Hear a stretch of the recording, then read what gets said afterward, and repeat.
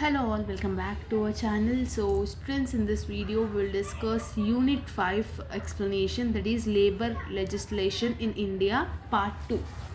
So in previous videos already we have discussed unit 1, 2, 3 and 4 of industrial relations and labor laws. ఈ వీడియోలో unit 5కి సంబంధించిన explanation full ఫ్లెజ్డ్గా చూద్దాము. So that by the end of this video you can easily understand the whole concept whatever you are having in unit 5. So this is the last unit of the subject. Now let's get into the video. The first important question is labor laws concerning women. అంటే ఉమెన్ని base చేసుకుంటూ what are the various laws we are having in India అని అంటున్నాడు.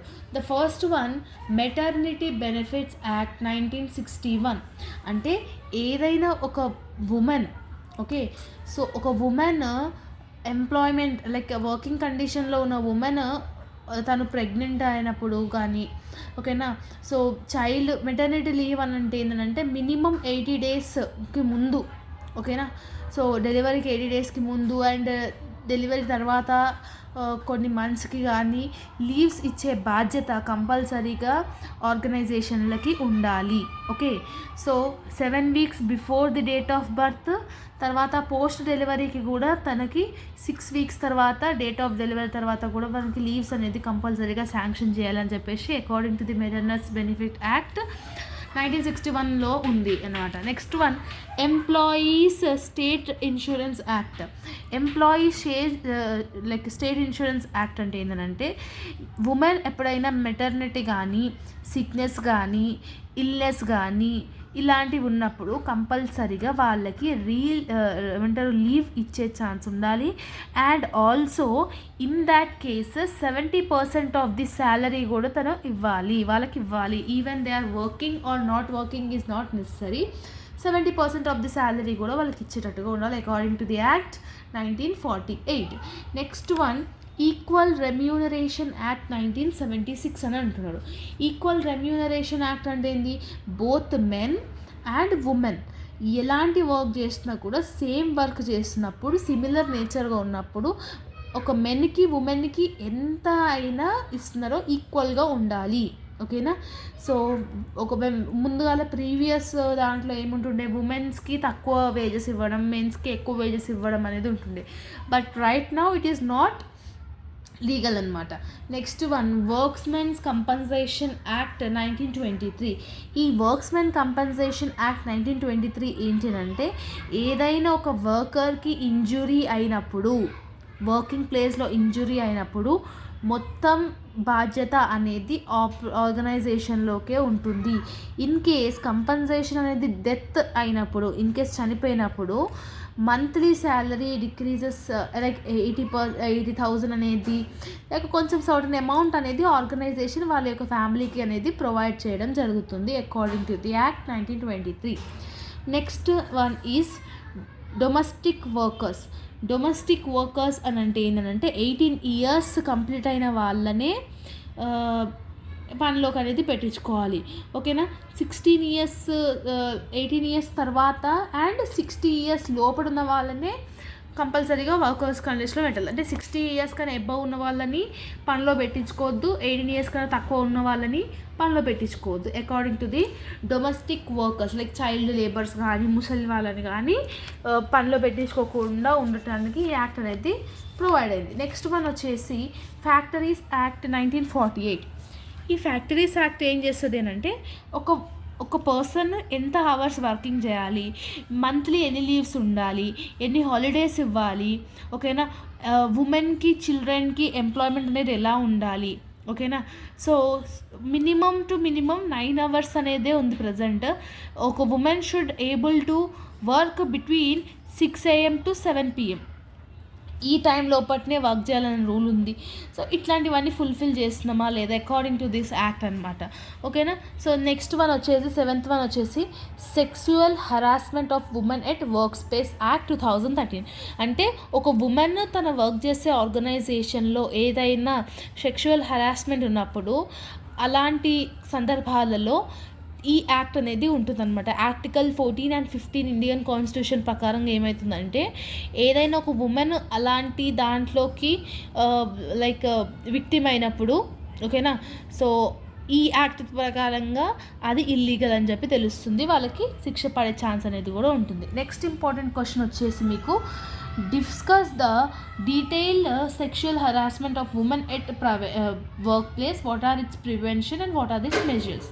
అంటే ఒక women ఒక organisation, అంటే right now in the corporate societies, corporate దాంట్లో ఎవరైతే వర్క్ చేస్తున్నారో ఇవన్నీ ఇప్పుడు పాసిబుల్ కాకపోవచ్చు, even in the night shift, but కొన్ని ప్లేసెస్లో we can't predict all the working places are good enough. కొన్ని వర్కింగ్ ప్లేసెస్లో ఇట్ ఈస్ కామన్, లైక్ అలాంటి ఫేస్ చేసే వాళ్ళు కూడా ఉంటారు అనమాట. So sexual harassment of women at work space అంటే ఏంటంటే, ఇది ఒక యాక్ట్ మన ఇండియన్ గవర్నమెంట్ పార్లమెంట్లో రిలీజ్ చేసింది ఆన్ 9th December 2013 రోజు. సో ఇది ఏం చెప్తుందనంటే,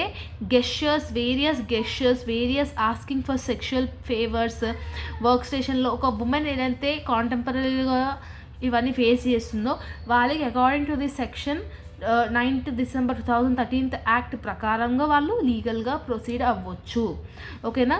సో నెక్స్ట్ ఈ సెక్షువల్ హరాస్మెంట్ అంటే ఏంటంటే, sexual comments women based on complication or colours, అంటే వాళ్ళ యొక్క కలర్ని బట్టి వాళ్ళ మీద లైక్ కామెంట్స్ వేయడం, లైక్ అన్వాంటెడ్ అండ్ లైక్ పర్సనల్కి డర్టీ కామెంట్స్ వేయడం కానీ ఇట్లాంటివన్నీ. ఇప్పుడు ఒక వర్క్ చేసిన ప్లేస్లో ఎవరినో ఒకరు వచ్చి నేను గలీజ్గా తిట్టినారు అనుకో, based on your looks, so అట్లాంటప్పుడు మనం ఈ యాక్ట్ కిందకి వేసేసి మనం చేసుకోవచ్చు.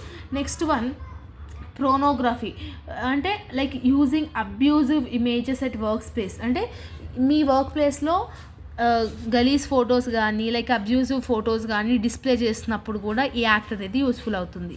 Next one, request to obtain sexual favours, అంటే ఈ పని నీకు ఇది కావాలి అంటే నాకు ఇది సాటిస్ఫై చేయాలని చెప్పి ఎవరైతే డిమాండ్ చేస్తారో వాళ్ళకు కూడా ఈ లా ప్రకారంగా వాళ్ళని మనం శిక్షించవచ్చు.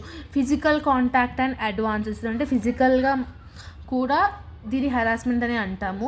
షోయింగ్ సెక్షువల్, ఇక మీకు అన్నీ తెలుసు కదా, లైక్ మనం we know about present technology, we know about present awareness how uh women's can, like హెచ్ఆర్లో మోస్ట్లీ నాకు తెలిసినట్టయితే చాలామంది గర్ల్సే తీసుకుంటారు కాబట్టి, as we are a girls we know what are the various problems, what are the various complications we are facing in the present work space, దాని గురించి మీరు ఓన్గా రాసేయచ్చు, ఓకేనా.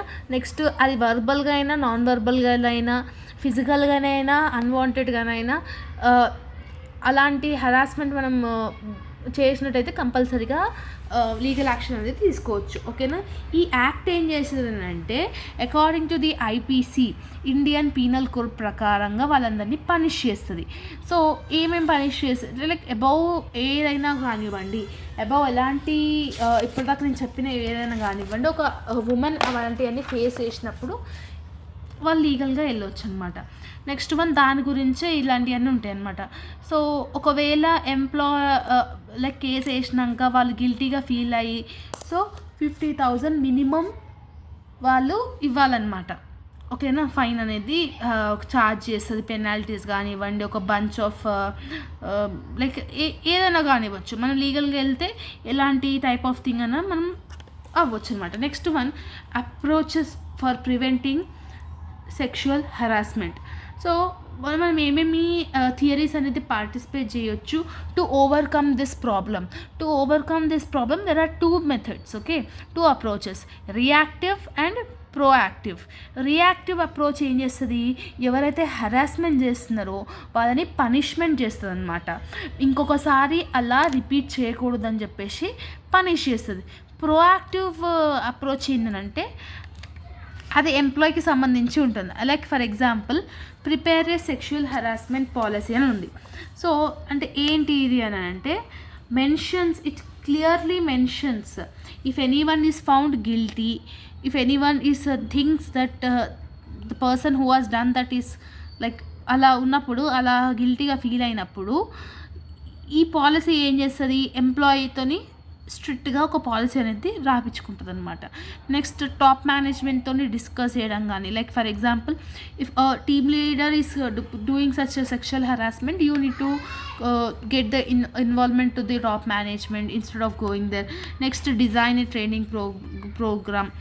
Okay, ట్రైనింగ్ ప్రోగ్రామ్ అంటే ఏంటి, లైక్ ఫర్ ఎగ్జాంపుల్ ఎంప్లాయీస్కి క్లియర్గా అండర్స్టాండ్ అయ్యేటట్టుగా చెప్పాలన్నమాట. Like group discussions, information sections, videos కానీ ఇట్లాంటివన్నీ ప్రోగ్రామ్ అవేర్నెస్ పెడితే ఎంప్లాయీ కూడా ఏమవుతుంది అని అంటే వాళ్ళకు కూడా ముందుగానే తెలిసి ఉంటుంది. ఓకేనా.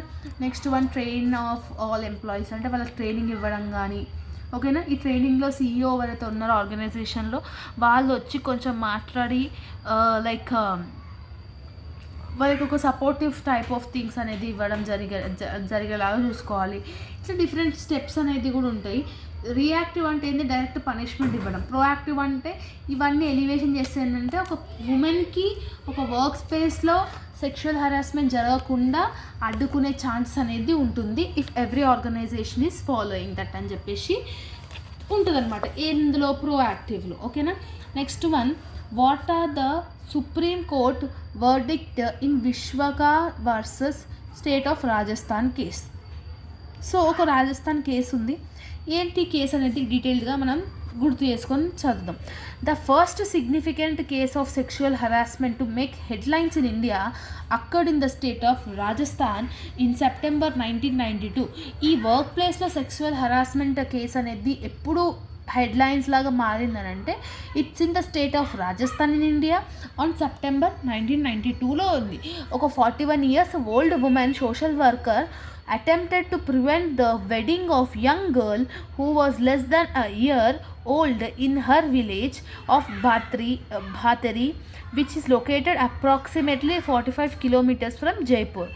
The upper caste family of the newborn girl was angered by the courage of the social worker belongs to the lower caste and who dared to challenge the tradition. In front of her husband, they gang raped her multiple times in order to teach her a lesson. A women right association by the name of Vishwaka filed a PIL, that is public interest litigation, in the Supreme Court of India following an extremely humiliating legal battle in the అంటే ఇక్కడ ఏం చెప్తున్నాడంటే ఒక 41 years old women ఎవరైతే ఉన్నారో social worker ఒక like wedding of a young గర్ల్ని like ఒక తనకన్నా ఒక 1 year లెస్ దెన్ ఉన్న యంగ్ గర్ల్ని like who was less than old in her village of Bhatari, who is located Jaipur కన్నా 45 kilometers లోపడుకునేది ఈ భాతరి అనే థింగ్ అనమాట. ఇది అప్పర్ క్యాస్ట్ ఫ్యామిలీ వాళ్ళు న్యూ బోర్న్ గర్ల్ ఎవరైతే ఉన్నారో was anger to the courage of social worker. అంటే తను లోవర్ క్యాస్ట్ అయినా కూడా belongs to the lower caste who date to challenge. అంటే తన అప్పర్ క్యాస్ట్ పుట్టినా కూడా లోవర్ క్యాస్ట్ వాళ్ళని మ్యారేజ్ చేసుకోవడం జరిగింది తను. సో అలా చేసుకోవడం జరిగిన వల్ల వాళ్ళ హస్బెండ్ మొన్నే తనని మల్టిపుల్ టైమ్స్ గ్యాంగ్ రేప్ అనేది చేసింది. అట్లాంటి టైంలోనే ఈ విశ్వక అనేది వచ్చిందనమాట. ఈ లా అనేది వచ్చింది. The supreme court of India established guidelines and it's landmark judgment of Vishaka versus state of Rajasthan by defining sexual harassment at workspace and what should be done to prevent it. The 3-judge bench led by Justice J.S. Verma, who is the Chief Justice of India, Sujata, అంటే like judges గురించి చెప్తున్నారు. It's like అది టోటల్గా ఇప్పుడు మనము Nirbhaya act గురించి ఎలా అయితే చదువుకుంటామో ఇది కూడా ఒక టైప్ ఆఫ్ యాక్ట్ గురించి లాగానే ఉంది కాబట్టి we can easily understand it. Okay. So అట్లాంటప్పుడు తర్వాత ఈ సుప్రీంకోర్టు అనేది 2004 April 26లో లీగల్ ఇష్యూస్ అనేది చెప్పింది. ఈ లా అనేది లీగల్ అని చెప్పేసి ఇంటిమేషన్ అనేది ఇచ్చిందనమాట. సో అట్లా నెక్స్ట్ మోస్ట్లీ ఈ చాప్టర్లో మీరు ఉమెన్ గురించి వాళ్ళు వర్క్ చేసే ప్లేస్లో ఎలాంటి రైట్స్ ఉంటాయి దాని గురించి ఎక్కువ నేర్చుకుంటారు కాబట్టి you can easily attempt the answers by the own. Okay. So labour reforms initiative in India ఇది కూడా ఒకసారి చూసుకోండి. And that's it. మోస్ట్లీ అవే ఉన్నాయి.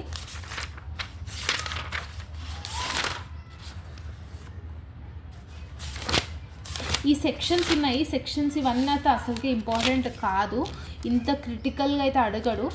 సో ఇక్కడ లైక్ చాలా చూసినాను, లైక్ సెక్షన్స్ అంటే ఏంటి, ఏమేమి సెక్షన్స్ ఉన్నాయి, దాని యొక్క థింగ్ ఏంటనేది దాని గురించి ఉంది కాబట్టి it's not that much important. ఇప్పటివరకు నేనైతే చెప్పినో అవి బాగా చూసుకుంటే సిమిలర్గా అలాంటి క్వశ్చన్స్ వస్తాయి. ఓకేనా. సో ఉమెన్ వర్క్ స్పేస్లో ఎలాంటి టైప్ ఆఫ్ ప్రాబ్లమ్స్ ఫేస్ చేస్తుంది, ఒకవేళ what are the prevention techniques, what are the remedial techniques అనే దాని గురించి కూడా నేర్చుకోనికి ట్రై చేయండి. So this is about the unit 5 that is labour legislation in India part 2. By this లాంగ్కి సంబంధించిన అన్ని వీడియోస్ అనేది కంప్లీట్ అయిపోయాయి, industrial relations and labour laws. If you are having any further doubts, let me know in the comment section. All the very best for your examination as well as the preparation. See you all in next video. Bye bye everyone.